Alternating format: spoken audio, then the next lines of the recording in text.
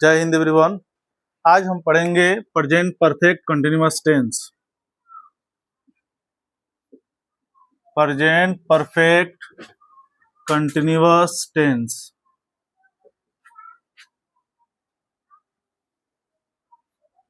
सबसे पहले इसको पहचानने का नियम यह है कि रहा है रही है, अकॉर्डिंग टू हिंदी रहा है रही है रहे हैं प्लस समय का बोध होता है।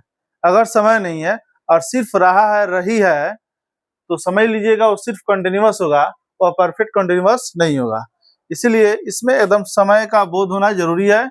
और समय इसमें दो प्रकार के होते हैं, एक होता है निश्चित और एक होता है अनिश्चित। तो हम इसका सबसे पहले आइडेंटिटी जानेंगे कि इसका आइडेंटिटी क्या है। रहा है ये वर्ब के अंत में ही होता है, रही है रहे हैं प्लस समय का बोध हो, प्लस समय का बोध हो। इसका अगर स्ट्रक्चर हम देखते हैं तो स्ट्रक्चर जो है subject plus has have been plus verb four plus subject plus since या for plus time plus other word.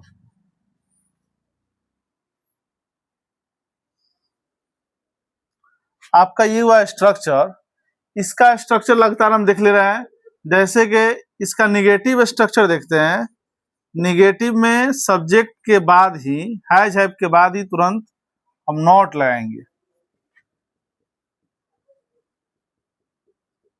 Object plus since for plus time plus other word. आपका ये हुआ निगेटिव स्ट्रक्चर। निगेटिव के बाद interrogative का two types होता है।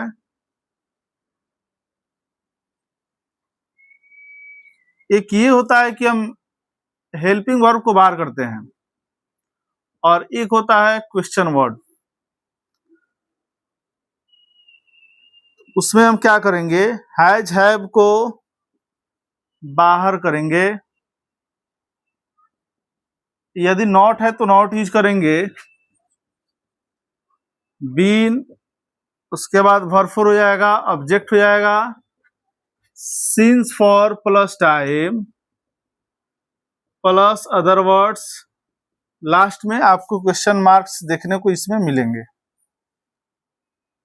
Just after देखेंगे, ये तो इंट्रोगेटिव का एक नंबर हुआ जिसमें हम हेल्पिंग वर्ब को बाहर करते हैं। और एक होता है WH वर्ड जिसको क्वेश्चन वर्ड कहा जाता है। What, where, how, when, which, who, how, जितने भी वर्ड्स हैं ये WH वर्ड्स होते हैं और इनको सबसे पहले इसमें लिखा जाएगा। उसके बाद हैज हैव बीन, सब्जेक्ट के बाद बीन यूज करेंगे। आप चाहे तो आप नॉट यहाँ यूज कीजिए या तो यहाँ यूज कीजिए। अगर नॉट है तब, नहीं है तो कोई बात नहीं, आगे बढ़ेंगे। Before object since for plus time plus other words, last में क्वेश्चन मार्क।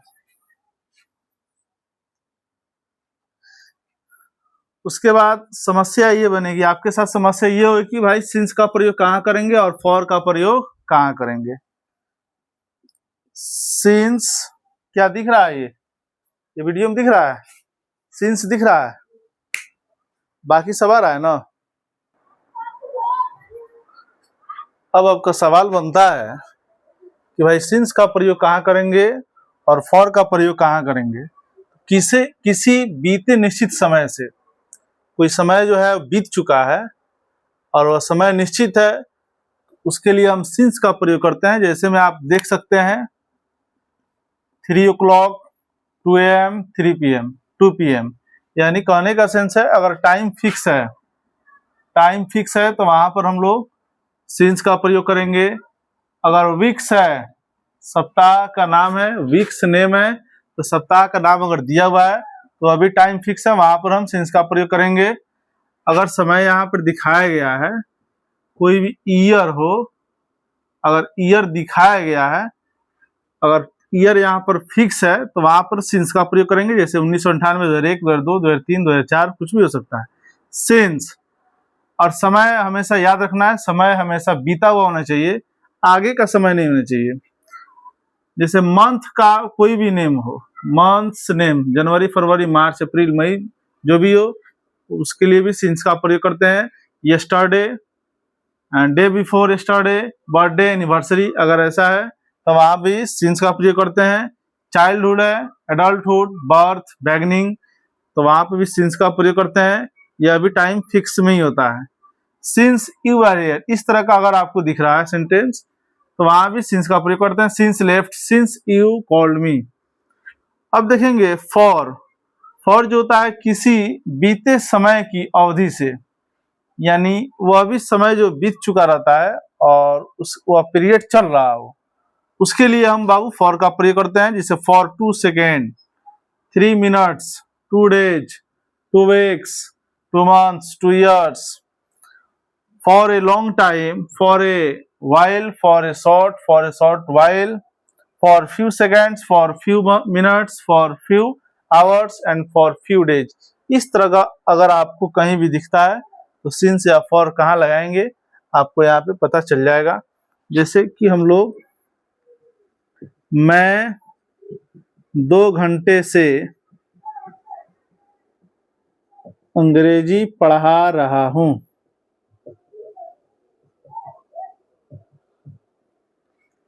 आई के साथ क्या लगाते हैं, हैव। आई के साथ हैव और जो हैज है आपको पहले बताया है। हैज जो होता है टीपीएस, थर्ड पर्सन सिंगुलर के साथ, ही सी इट, कोई भी एक सिंगुलर नेम होना चाहिए, सिंगुलर नाउन होना चाहिए, उसके साथ हैज। बाकी जितने भी आएंगे सबके साथ हैव का प्रयोग होगा। जैसे मैं, I have been, according to structure मैं आपको बताया था, बीन लगेगा।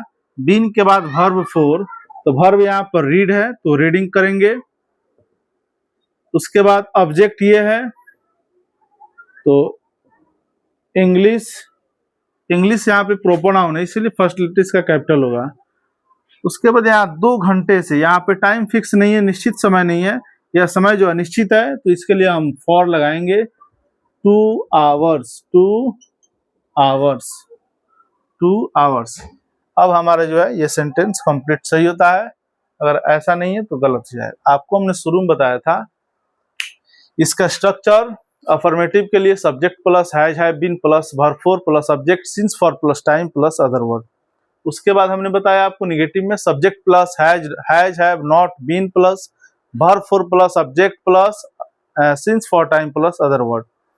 उसके बाद हमने आपको बताया इंट्रोगेटिव में, इंट्रोगेटिव 2 प्रकार के होते हैं। एक होता है कि ऑक्सिलरी या हेल्पिंग वर्ब को हम बाहर करते हैं, और सेकंड होता है WH वर्ड्स, उसके साथ भी निगेटिव आता है। तो बहुत सारे लोग इंट्रो निगेटिव लिख देते हैं, तो भी सही है।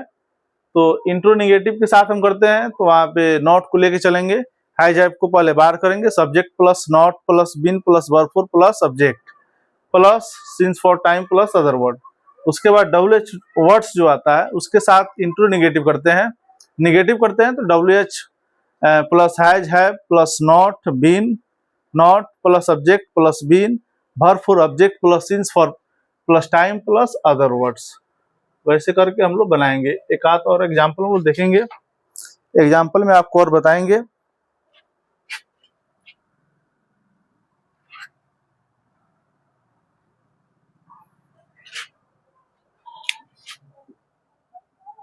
मैं जनवरी से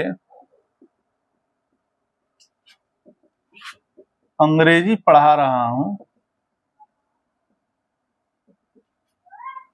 आई के साथ have, been,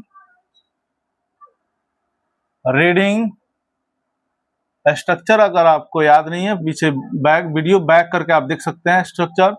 has, have plus been plus verb 4 object since, for plus time plus other words. Reading English, यहाँ पे सब्जेक्ट के साथ has, have been, verb 4 object, object ये हुआ इंग्लिश। उसके बाद हम सिंस या फॉर का प्रयोग करेंगे। तो यहाँ देखेंगे सबसे पहले क्या है, जनवरी है, मंथ नेम है, मंथ नेम रहेगा तो आपको सिंस लगाना है। सिंस के बाद क्या हो जाएगा, जनवरी। जनवरी का भी फर्स्ट लेटर क्या होगा, कैपिटल होगा। निगेटिव में अगर देखते हैं हम लोग, इसको निगेटिव बना रहे हैं, नहीं पढ़ा रहा हूं, नहीं करते हैं तो आपको कुछ नहीं करना है, के बाद हैव के बाद नोट कर देना है। अगर इसी को हम इंट्रो में बनाते हैं, इंट्रो में बनाते हैं तो इंट्रो में एक तो होगा कि हैव को बाहर करेंगे, बीन, उसके बाद रीडिंग इंग्लिश सिंस जनवरी। अगर इसको WH में करते हैं तो WH में हमको यहाँ लिखना होगा कि कौन, क्या, कब, कहाँ, ये सब देना होगा। तो यहाँ देना होगा क्यों पढ़ा रहा हूं। अगर ऐसा रहे क्यों, अगर WH में वाई का प्रयोग करते हैं तो क्यों, क्यों के बाद have I been reading English since January.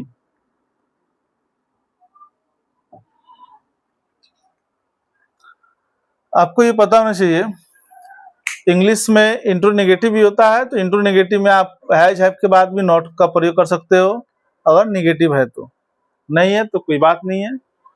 आपको ऐसा नहीं है कि आपको हर चीज गूगल पे मिल जाता है, हर चीज यूट्यूब पर उपलब्ध है। बहुत सारे टीचर्स पढ़ाए रहते हैं, सबका पढ़ाने का वे अलग अलग होता है। बट मैं एक ही चीज कहूंगा कि एजुकेशन का मतलब ये नहीं होता है सिर्फ रटना, इसको समझना है और अपने अंदर अनुशासन लाना है। Because education is the beginning of character and it teaches us how to live in our society. So we can say that education is not only for job, because education is necessary as oxygen for your life. So education is important for everyone, such as discipline। अगर आपके पढ़ाई में अनुशासन नहीं है, आपका पढ़ाई से अनुशासन का मेल नहीं है, तो फिर आपको पढ़ने से कोई फायदा नहीं है। अगर आपके पास अनुशासन है तो उस पढ़ाई का कदर है, उस पढ़ाई का वैल्यू है। ऐसा नहीं है गांव देहात के लोग समझते क्या है कि पढ़ा है तो नौकरी होगी। ऐसा नहीं है कि नौकरी सबका होने वाला है, लेकिन प्रयास सबकी रहती है। अगर कोशिश किया जाए तो भी होगा। But education is not only for job. मैं कहता हूँ आपको बहुत सारा है, जिस सब्जेक्ट में आप अच्छे हैं उस सब्जेक्ट को अच्छे से पढ़िए, उसी में आप एक्सपर्ट बनिए, आपको उसमें भी आपको जॉब मिलेगी।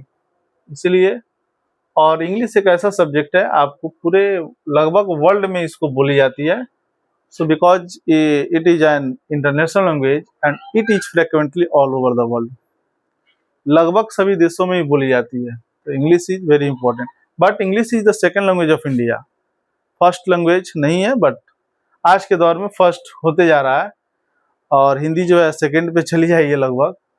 बट हिंदी जो है हमारी राजकीय भाषा है, तो खत्म होने वाला नहीं है। बट इंग्लिश आज जो मॉडर्न एरा में इसका प्रयोग है, उसके हिसाब से हम लोग पढ़ रहे हैं। तो लगभग English is the second language of India. अभी जस्ट फर्स्ट नहीं कहेंगे, फर्स्ट कहेंगे तो दिक्कत होगी। अभी फर्स्ट अभी नहीं है। सभी राज्यों में अकॉर्डिंग टू एजुकेशन रेट के तहत ये बोला जाता है। ज़्यादा एजुकेटेड अगर पर्सन है तो भी इंग्लिश में बोल पाता है, बाकी लोग नहीं बोल पाते। चलिए, तो इंग्लिश आप समझ गए, प्रेजेंट परफेक्ट कंटिन्यूअस टेंस। मैं तो यही कहूंगा, if you have no discipline, if you have no discipline you are as like animal. अगर आपके पास अनुशासन नहीं है, शिष्टाचार नहीं है, तो आप स्टूडेंट्स नहीं है। आप समझ सकते हैं, you are not a students and you are not educated, शिक्षित भी नहीं है। एजुकेशन को एकदम डिसिप्लिन में रखना है। मैं मानता हूँ गूगल सब कुछ दे देगा, बट आपको अनुशासन नहीं सिखाएगा। अनुशासन एक अपने माता पिता और गुरुजन से मिलता है, जो आपको बताते हैं। चलिए, आज का क्लास यहीं तक, बाकी हम लोग